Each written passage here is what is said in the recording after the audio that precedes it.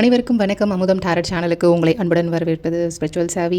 நீங்கள் கொஞ்ச நாளாகவே ஒரு சுச்சுவேஷன் ஃபேஸ் பண்ணிகிட்டு இருக்கீங்க இல்லையா?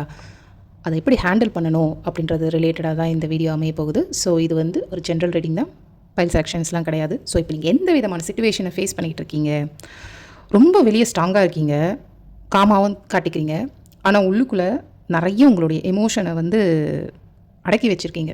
வெளியே உங்களை பார்க்குறதுக்கு ஆஹா இவ அப்படியே ரொம்ப ஸ்ட்ராங்காக காமாக போல்டாக எல்லாத்தையும் ஹேண்டில் பண்ணுறாங்க அப்படின்னு தெரியுது. நிறைய உங்களுடைய வாழ்க்கையில் சரி, வேலையில் சரி, பணத்துலையும் சரி, குடும்பத்துலேயும் எல்லாத்துலேயுமே ஒரு கண்ட்ரோல்லையே வச்சுக்கணும்னு நீங்கள் ரொம்ப முயற்சி பண்ணிக்கிட்டே இருக்கிற மாதிரி தான் தெரியுது. பட் நீங்கள் ரொம்ப காமாக ஸ்ட்ராங்காக வெளியில் தெரியுறீங்க, உள்ளுக்குள்ளே அப்படி இல்லை, நிறைய எமோஷன்ஸ் நீங்கள் அப்படியே அடக்கி வச்சுருக்கீங்கன்னு தெரியுது. ரிஸ்க் எடுக்க மாட்டேங்கிறீங்க. அந்த மாதிரி சிச்சுவேஷன் எனர்ஜியில் தான் நீங்கள் இருக்கீங்க. ஓகே, இதை நீங்கள் எப்படி ஹேண்டில் பண்ணணும் அப்படின்றது பார்ப்போம்.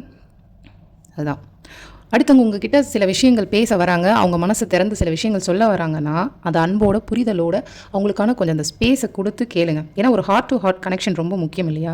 ஸோ நீங்கள் நிதானமாக பேசுகிறது, அவங்களுடைய எமோஷன்ஸை சொல்லும்போது உங்களுடைய எமோஷனும் கொஞ்சம் ஓப்பனாக நீங்கள் ஷேர் பண்ணுங்கள். அப்படி நீங்கள் உள்ளுக்குள்ளே போட்டு இப்படி அடக்கி வைக்கணும்னு எந்த அவசியமே இல்லை. ஓகேங்களா? ஒரு சின்ன கேரை, ஒரு ஜென்யூனாக ஒரு அஃபெக்ஷன்லாம் காட்டுங்க. அது உங்களுக்கு நேச்சுரலாக வரும். ஒரு ஃபோர்ஸ் பண்ணாமல் நீங்கள் நேச்சுரலாக அது பாட்டு அப்படியே ஒரு ஃப்ளோவில் அப்படியே அமைதியாக விடுங்க. ஸோ எதுவுமே உங்களுடைய மைண்ட்லேயே போட்டு எந்த விஷயத்துக்கும் மூவ் ஆகாதீங்க. கொஞ்சம் ஹார்ட்டுக்கும் வேலை கொடுங்க. ஹார்ட்லேருந்து சில விஷயங்கள் கன்வே பண்ணுங்கள். ஓகே, நன்றி. மீண்டும் அடுத்த வீடியோவில் சந்திப்போம். பர்சனல் ரீடிங் தேவைப்பட்டால் ஸ்க்ரீனில் தெரியுற இந்த நம்பருக்கு வாட்ஸ்அப் பண்ணிக்கோங்க.